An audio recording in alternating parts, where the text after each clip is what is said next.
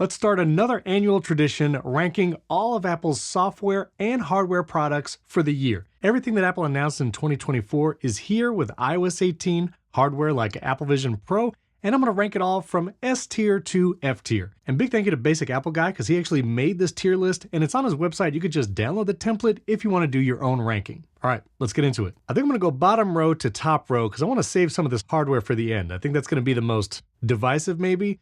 So with Magic Keyboard on the iPad, I always liked the Magic Keyboard. I got it in white with my new M4 iPad Pro. It's still one of the best keyboards you can get for iPad. You don't have to recharge it. I like the additional USB-C port on the side, and they did improve it over the last model with the function row of keys like screen brightness, trackpad's a little bigger. It's pretty good. I'm gonna give the Magic Keyboard solid B tier. Now iPadOS 18, I'm not even sure what specific features we're talking about here, except the calculator and math notes, but math notes is also a feature across iPhone. And I'll be honest, iPadOS I think still has a long way to go with things like controlling audio devices, input and output, so I can actually use my M4 iPad as a powerful podcasting machine. So with the lack of changes and Apple Intelligence being its own category, I'm gonna give iPadOS D tier. Sorry. For watchOS 11, I really have no idea what was actually new.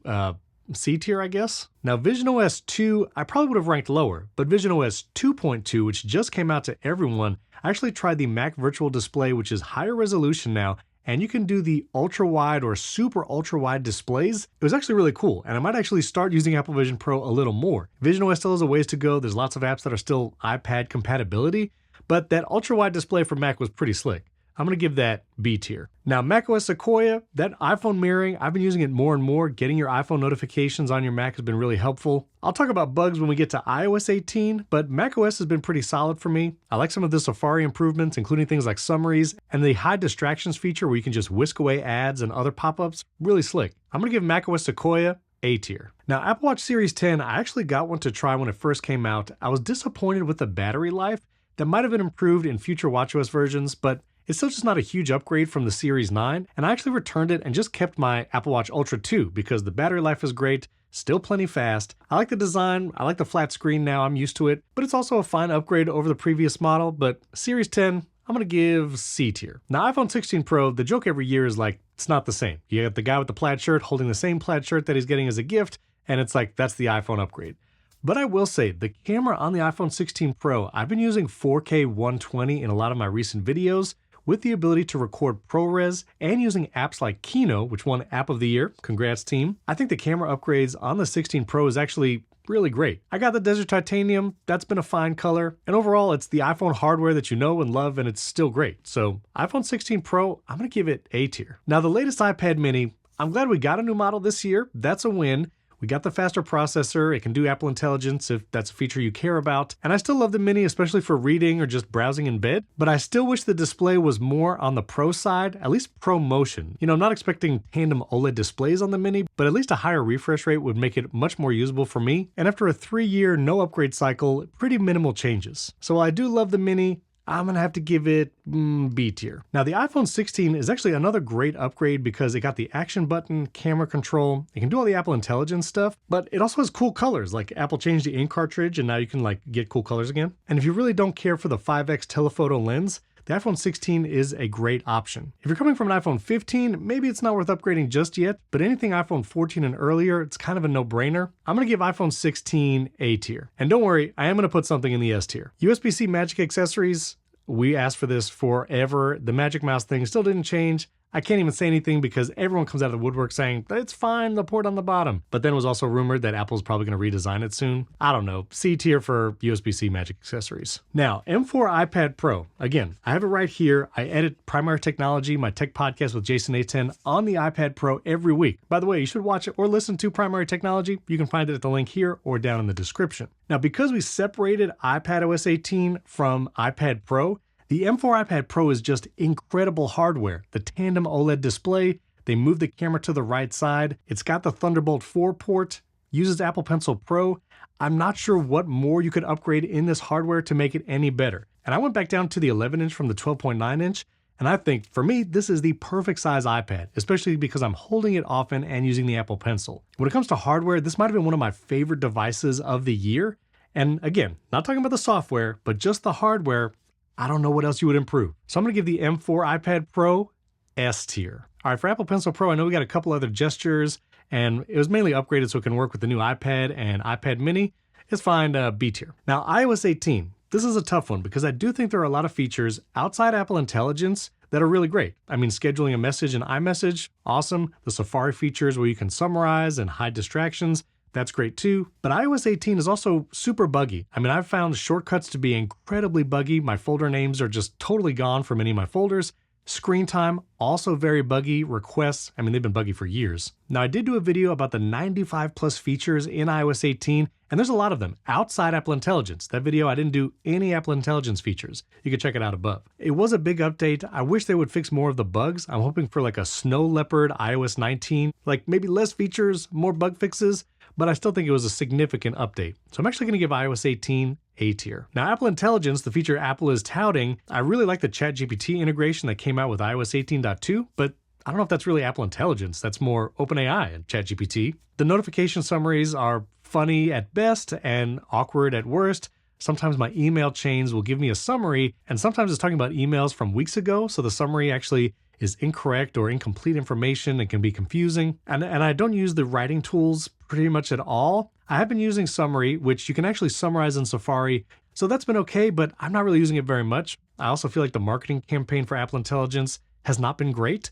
So for Apple Intelligence, I think I'm gonna have to give it a C tier, and there's still a lot of features that aren't launched, like the semantic index, where it actually knows about your information, the smarter Siri. None of that's out yet, and so hopefully it will get improved in 2025. All right, the M4 iMac. I actually have an M4 iMac to test. I plan to review it very soon, so be sure you subscribe to the channel and hit that like button because it's coming. Apple actually sent me a review unit that's nano texture, and it's been great. I actually set it up as a family computer and as an all-in-one computer for everyone in the house to be able to use, or offices, front desk computers.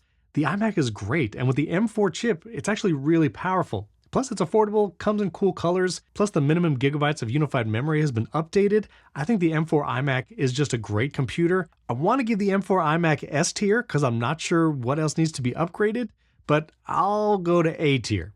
Playing a conservative here. Now for AirPods 4, I actually find myself using them more and more. I have my AirPods Pro 2, and I still use those as well, but I like the AirPods 4, especially if I'm gonna be outside, maybe I'm sweating, and I don't want something in my ear. The AirPods 4 sound great. The noise cancellation is interesting. In noisy environments, it's not gonna cancel like the AirPods Pro 2. I did an entire comparison video. I'll link it above and down in the description, but I really like AirPods 4. Great upgrade over the 3, and you can get them on sale like super cheap, even the noise canceling versions. I do think there's some confusion with the AirPods 4 noise canceling and non-noise canceling, the differences in Find My and the wireless charging, so that can be confusing for some buyers, but it is a solid upgrade. I'm gonna give it a solid B tier. Now, Apple Vision Pro, this is a tough one. Obviously, it's not S tier or A tier.